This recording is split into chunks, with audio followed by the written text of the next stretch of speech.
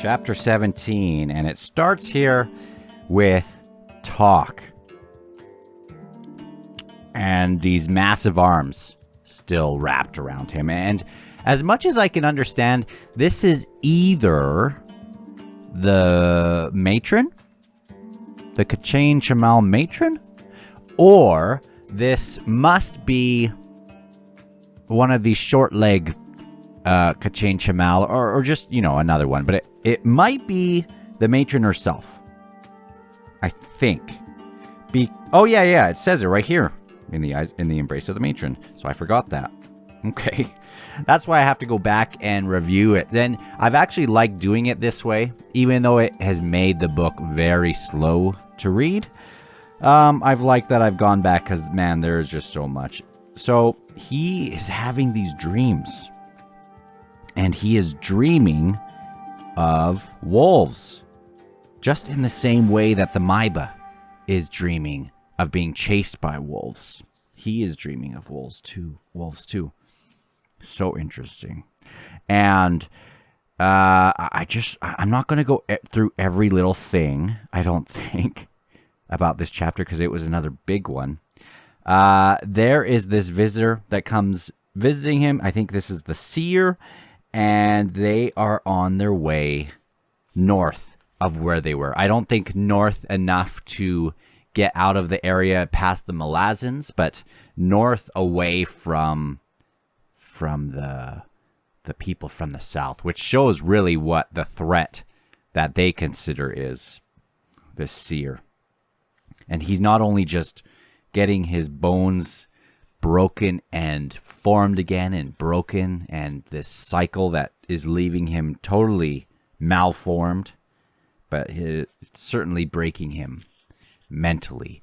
And I think, is this going to be a moment where talk eventually snaps, or is this a moment where really we see something awesome happen? I'm hoping it's the second one because I really like talk. Now, what else do we need to find here in this first scene? It's just basically showing that they are going through this ice field, that they have gone to the north, and he's freezing cold, and then he has this vision where he sees his old party. And they are also going through it. And even though they're going through it, it's taken an effect it's having an effect on them. Now, we get to Captain Perrin, and he's sick of how slow this is going. And goes to trots to try to get them to hurry it up. And if they're not going to go quickly with the Barghast, he wants the bridge burners to be called up so they can go forward. Oh yes, this was a cool scene. So they're on their way, and the Barghast are going very slow, in part because they keep having these silly little duels and sizing each other up and people getting hurt. But they send forward the bridge burners.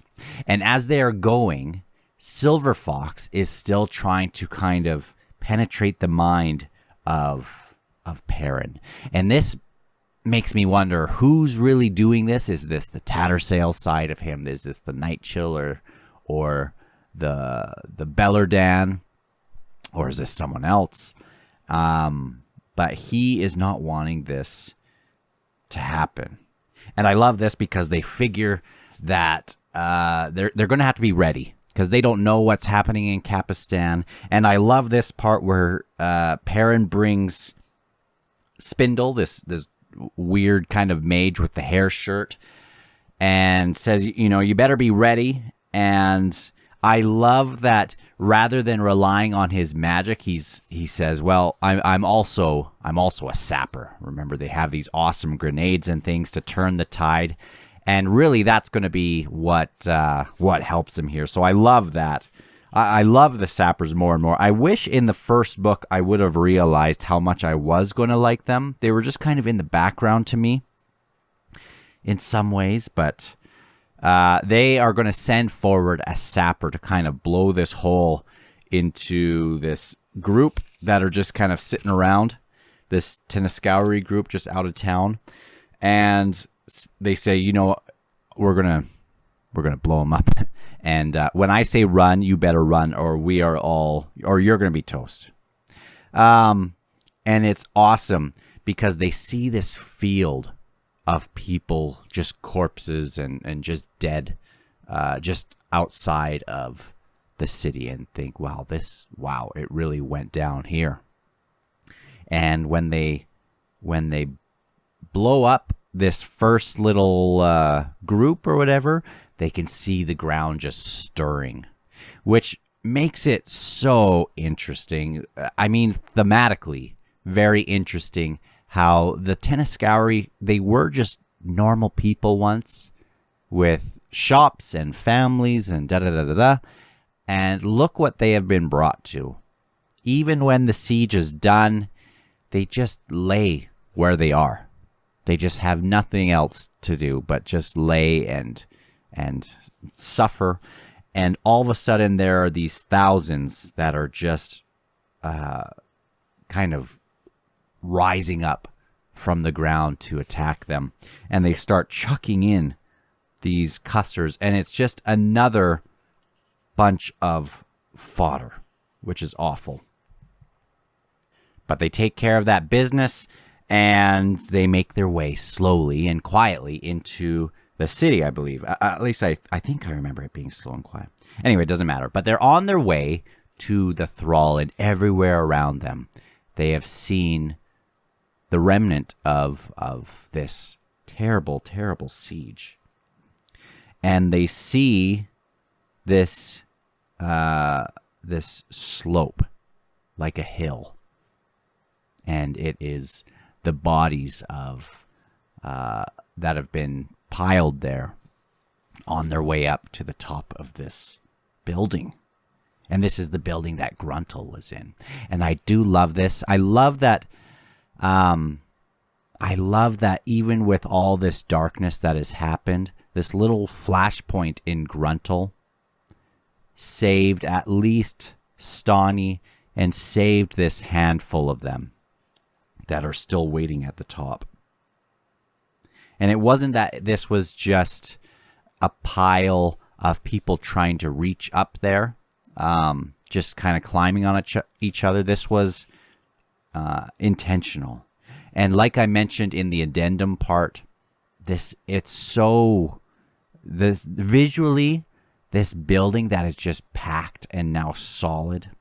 And now through the rot, all these bodies are starting to kind of expand, and you can hear the creaking of this building as it's kind of building pressure from inside. Man. And when they get up there, they see one and all, their faces and exposed skin were daubed in streaks and barbs like human tigers. I like the paint, Hedge called up. It's not paint, Malazan.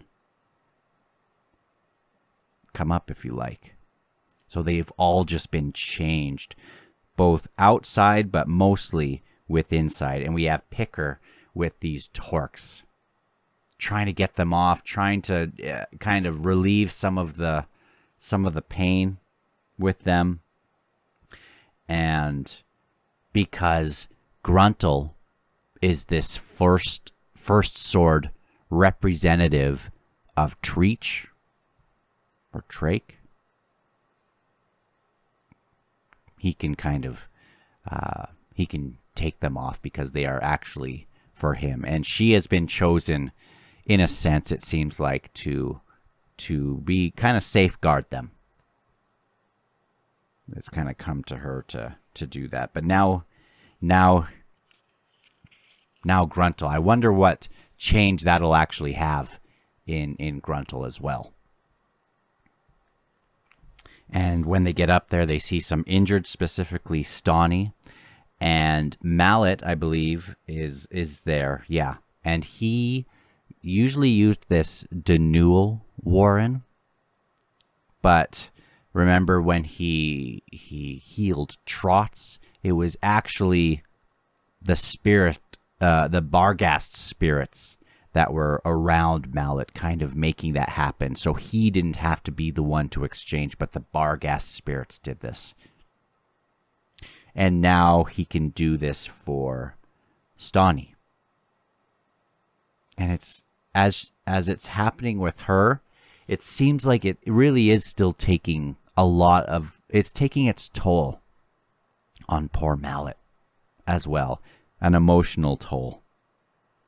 And it is interesting because it seems like now Stani has some sort of gift that I don't think has come out yet, and I don't know what that is. She is kind of ticked off. I mean, I assume she has a gift. She's looking around at everyone else, seeing how they have changed. And I don't even know if everyone would consider them lucky for their change, but she wants something. And I'm sure she has been given something, but I don't know. I don't know what that is. But she has certainly been brought low, like everyone else. But the thing is, she won't bow to another god, even though these other gods are working together, in a sense, against the Panian Damin. She has found another one, which is this elder god Krull. That is who she will kneel with. They ask Perrin where Silverfox is, and he just knows, he can kind of recognize that she's close, that she's alive. She's still been probing as much as he hasn't wanted her to. The bridge burners are sick of being kept in the dark, just like the prince was sick of being kept in the dark, and still Captain Perrin hasn't quite earned all of his stripes with a lot of them, including this Antsy guy, which I love that their names really fit in. Antsy, same with blending in everywhere, and Fiddler, and it's really cool. But I think it is Mallet who ends up kind of being the one to tell a lot of these guys to knock it off and put some faith in the captain, in Captain Perrin. And I love that his name is Mallet as a healer. And I'm going to do my best to just briefly talk about this next scene because it's very confusing to me a little bit, but he's being probed, and I think he recognizes that it isn't Tattersail, it is Nightchill, Bellerdan, one or both. What do they want? And then suddenly he is rocked by an image of these flagstones that are deeply carved with images of the deck, and it is this obelisk that he sees, and a furred hoof. I think even, yes, an obelisk now of green stone. And remember in Deadhouse Gates when Heboric touched this big green finger coming out of the ground? It seems like this jade is connected with whoever it's connected with, but it has an effect on messing with Fenner. So when he did it, he sees this obelisk, and then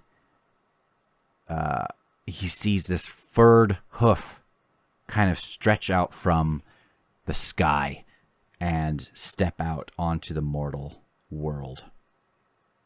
It is a god trapped in the mortal realm, like a babe on an altar, as good as dead. Which, holy smokes, it's so cool that there's this in-between from that kind of ascended realm and the lower realm. And really, it's more about how many worshippers and things you have, it seems like, and the devoutness, if that's a word, the devoutitude, whatever, of its followers. But Fenner is kind of having a rough go here. And I do like that even though Perrin is the master of the deck. It is clear in the way that it's very interesting that he was chosen, and probably good, because he is not a worshiper or a former worshiper or practitioner of this deck of dragons. He doesn't want to be pushed around. He wants to be making his own decision. A lot of people are going to try to sway this guy, but he doesn't want any of that. And he lets this Night Chill in and basically tells her that I've been a god's puppet once before, but I cut those strings. Let's see. And one of the things that this Night Chill says, were a couple things, and this is important, and I think we already knew this, is that the three elder gods, among others, are trying to fight this war for everybody. But to really be able to do this, she needs Perrin. This Night Chill needs Perrin to free Draconis from the sword. But the problem with that is, and it seems clear, the problem with that is it would also free everybody else that has been trapped in that sword over the last how many hundreds of thousands of years. So that doesn't seem like a very good exchange to me. But unless Draconis is absolutely necessary. Does he shatter the sword? Does Animander Rake willingly give it up? Can't see that happening. So very, very interesting. And I think rightfully so, Perrin shows his suspicions with this. And before she kind of keeps talking with Perrin about all this, he feels a hand on his shoulder. And it is Mallet who kind of does that, and it brings him back. And he lets them know that they are on their way to the thrall. And I do love this part because we get back to the Covian. Anytime we get to a Covian, I'll be interested. Get to a bunch of things, but he's looking around at everything that has happened around them. All these fallen. And he's left with this emptiness inside that makes him feel incomplete. It is technically a win, but he feels empty. So at what cost? And there was that blurb earlier in the book that says, great victories won by costly victories won through, costly defeats. What is the saying? It doesn't matter. But even costlier victories, and this is one of those moments. It feels as if he has lost faith, even though he doesn't. It's just one kind of sense inside of him replaced with something else. Faith with doubt, skepticism, denial. He hasn't yielded anything, but he is emptied inside, as if awaiting renewal. Others have gone through a lot, just like himself. It's brutal. Brutal. So they find, they put the prince in kind of back in his throne out of respect. But as the skin's kind of drying out more and more, it's pulling, it's making this eerie, creepy kind of grin on his face, which again is kind of like just the crippled god playing with his food. Terrible jokes, just taunting. And I just want to go through a couple little things that Itkovian is thinking about as he's walking through this awful scene. Dear Fenner, find for me the victory in this. Seeing this carnage around him. Assailing them now, were what their eyes saw, what their noses smelled, and what they could feel underfoot. A battle that made shields and armor useless, that made flaying swords futile. A soul hardened beyond humanity was the only defense, and for Itkovian that price was too high. Because he's not just a cold killer. He's this embodiment of compassion. I am the shield anvil. I surrender to what lies before me, thicker than smoke, the grief unleashed and now lost, churning this lifeless air. A city has been killed. Even the survivors huddling in the tunnels below. Fenner, take me. Better they never emerged to see this. They see that the dead lay in heaps. As Bruchalion had promised, not one pavestone had gone uncontested. We are all pushed into a world of madness. Yet it must now fall to each of us to pull back from this abyss, to drag ourselves free of the descending spiral. From horror, grief must be fashioned, and from grief, compassion. Remember how just earlier he was describing this descent from his faith down to rock bottom. And now he's describing this ascent that must needs happen out of that. From horror, at least replace it with grief. And from that, compassion. And then from that, who knows? Who knows? But I think a lot of people, I mean, I've experienced moments of feeling kind of rock bottom. I've felt stuff like that. And I love how this is really expressing how once you get there, it can be either something that claims you to where you just want to lay on the ground like the Teniscowry, or you can somehow climb out of it. Very, very powerful themes in this book. Though they may rebuild the city, it is this rebuilding and purging, rebuilding of one's own emotions and character and soul. These memories of ice.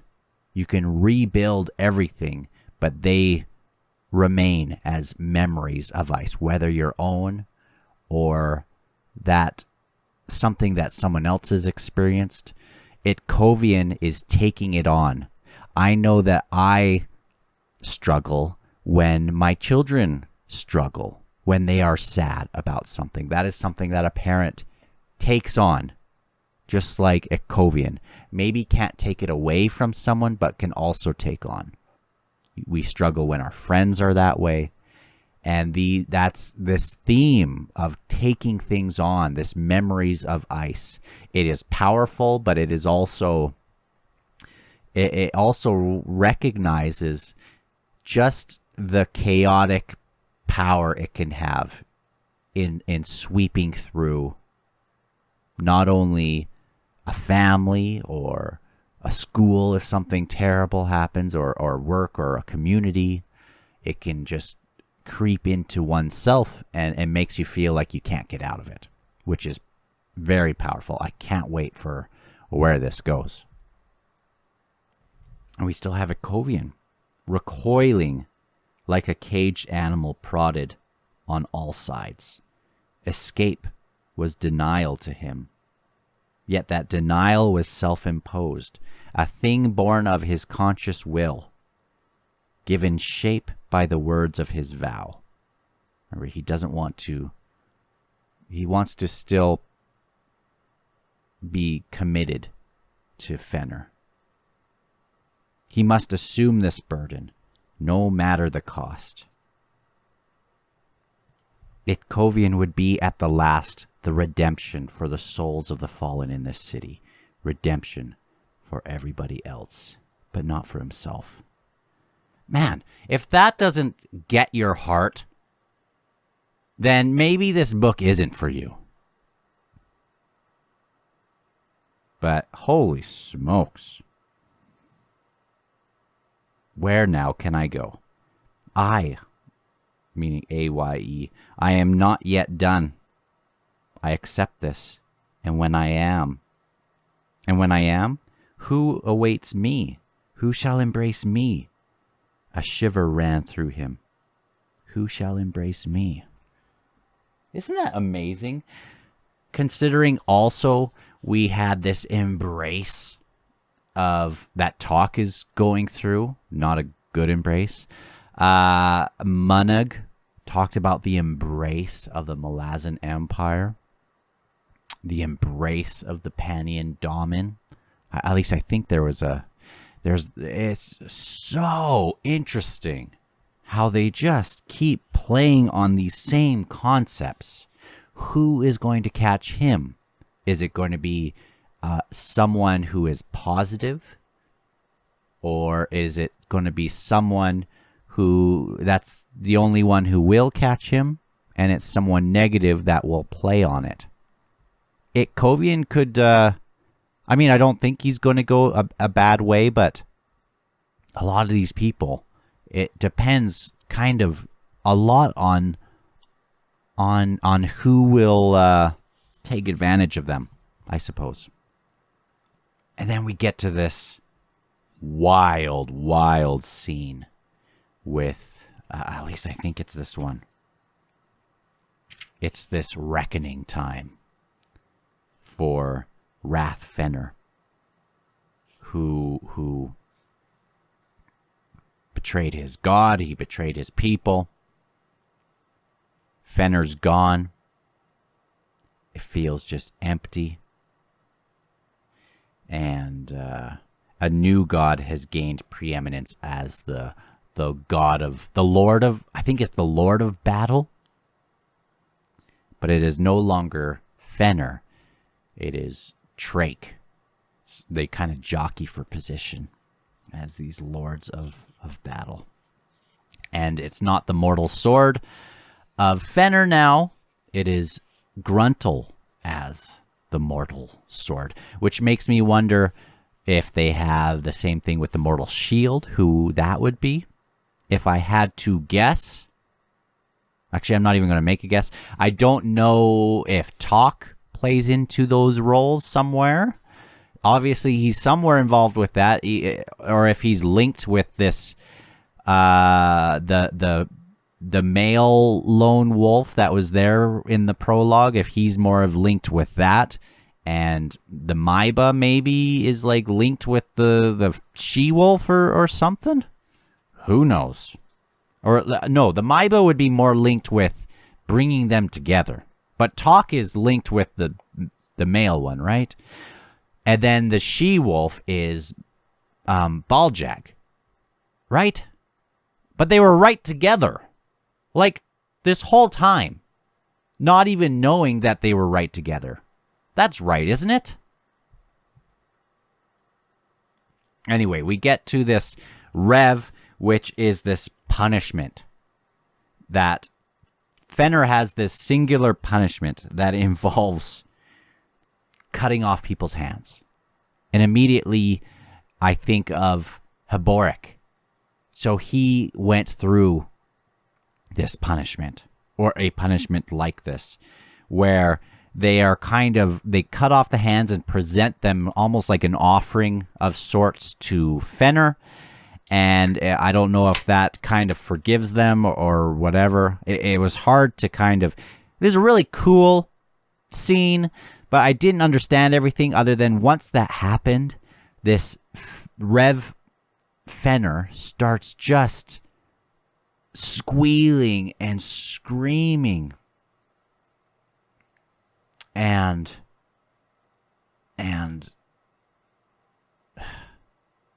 just these gouts of blood and this terror. Everyone's telling Ikovian not to do it, but he does this. That is the punishment prescribed. And he's also being welcomed to be a part of Trake's following. But I love this about Ikovian. I feel like it's tragic about him as well, that he would be of great value with Drake, but he's going to stick with his guns with Fenner, even if he has to kind of go down with the ship, which is wild. He is sworn to Fenner. Wrath's body's, after his arms are cut off, his body jerked, a throat-tearing scream erupting from him, his arms snapping as if yanked by invisible, unhuman hands, dark tattoos appearing on the man's skin, just like Haborik. But Haborik was this boar tattoo. But not those belonging to Fenner, but the god had not been, for the god who had not been the one to claim Wrath Fenner's severed hands. Writhing alien script swarmed his flesh. As the unknown claimant made his mark, claimed possession on the man's mortal soul. Holy smokes. And then, as he's doing this, it's like he's being kind of like boiled from the inside. And people just, it's too much to see. And Perrin insists that Ikovian releases him. He's just going through this unimaginable torture that I think just goes forever or for a long time. This excruciating punishment. But Perrin says this must end. And Ikovian does something. Again, man. Ikovian bent down to the writhing, barely recognizable shape on the flagstones. Wrath Fenner, hear me. Yes, I come. Will you accept my embrace? He's going to offer him mercy, taking that on himself. So it seems like, well, why did you give that to him? But I think justice would kind of necessitate that, because that is the law under Fenner. But even then, this guy that has been given the worst punishment, even then, Ikovian's going to show some mercy to the man and take that upon himself. And as he's doing that, it seems like this Wrath Fenner. And I love that they do this. They did this with the child of the first seed, the main one. They show some humanity with this Wrath Fenner and show this pathway that he went down. And this Wrath Fenner does seem to feel remorse. But now that he is being punished, he is offered this path to forgiveness. And when this Wrath Fenner is trying to kind of crawl away and reject that compassion, Ikovian just kind of reaches down and bears him up. The man's life unfolded in Ikovian's mind. Before him, the priest's path of betrayal. He saw a young acolyte, pure of heart, cruelly schooled, not in piety and faith, but in cynical lessons of secular power struggles. Rule and administration was a viper's nest. And viper is such a good term for that, because the toxin from a viper. That's why you find it in all these different origin stories and all these different ancient myths and things like that. This viper or serpent is often the kind of the expression. Rule and administration was a viper's nest, a ceaseless contest among small and petty minds with illusory rewards. A life within the cold walls of the thrall that had hollowed out the priest's soul. Man, no one's just purely evil or purely good. The self filled the new cavern,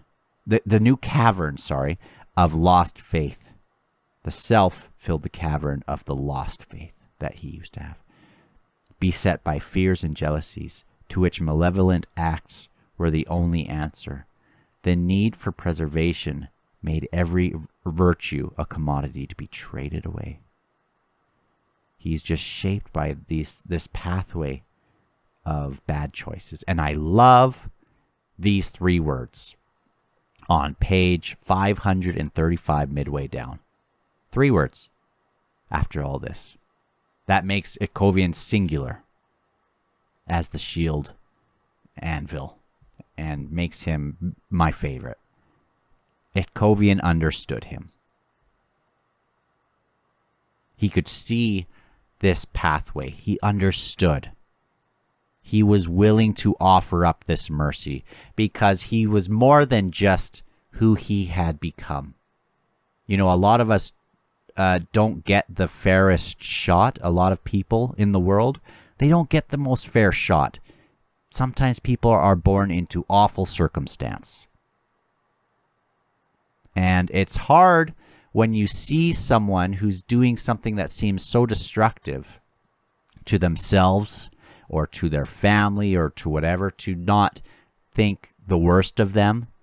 But Ikovian sees this pathway, sees who was at the core. Maybe they have lost that, but sees them for them.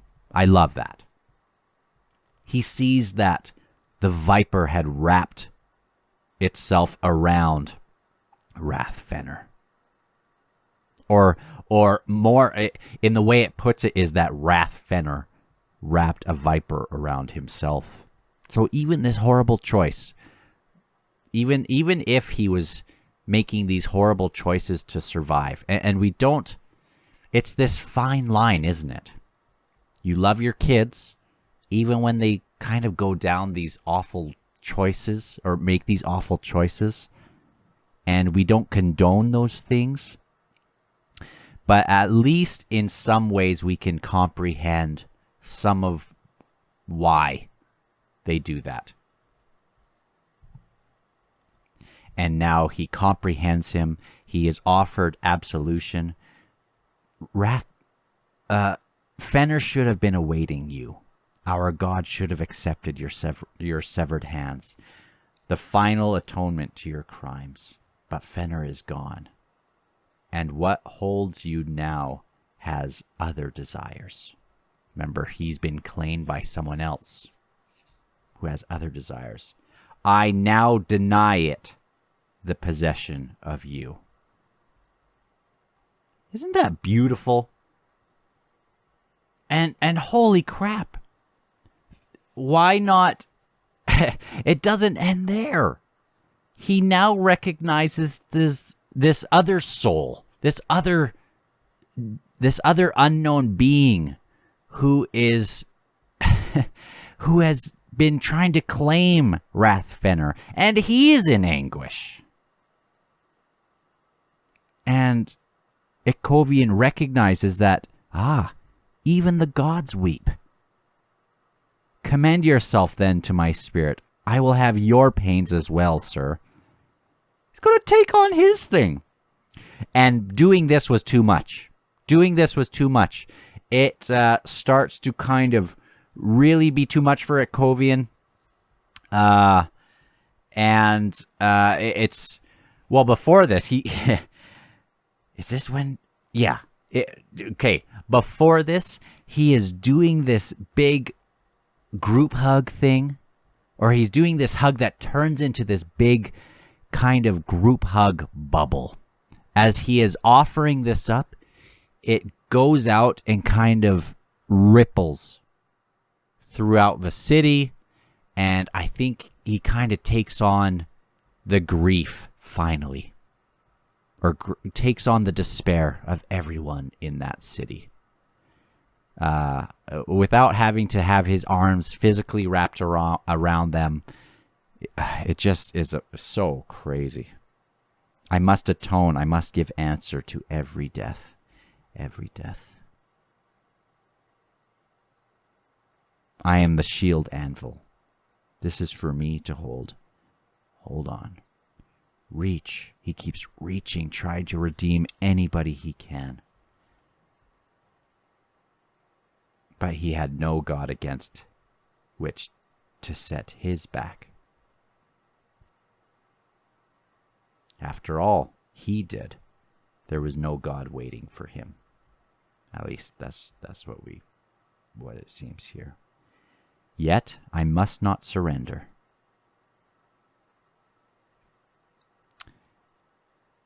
Gods, hear me. I may not be yours, but your fallen children, they are mine. And then the shield anvil tries to kind of take on more and more, and he collapses. We think he's going to die. Captain Perrin thinks he's going to die. And then the shield anvil Perrin touches the shield anvil. It kind of brings him back somehow. Of all the people who, the other gods stood by. I don't know if they could have stepped forward and claimed him, but the other people stood by. But Perrin didn't let that happen. He stood forward for this guy. At least that's how I see that, right? I can feel it in the air, Perrin said, eyes searching at Kovian. It's been cleansed. So, wow. And that's not even the end of this chapter. We recognize still that there is a change again in Gruntle. More than just his physical manifestations. He's just so awesome. But maybe he's lost a little bit of the goodness in him, and it's been replaced by this rage. But I think he's still basically got who he was at the core, but definitely he's lost something.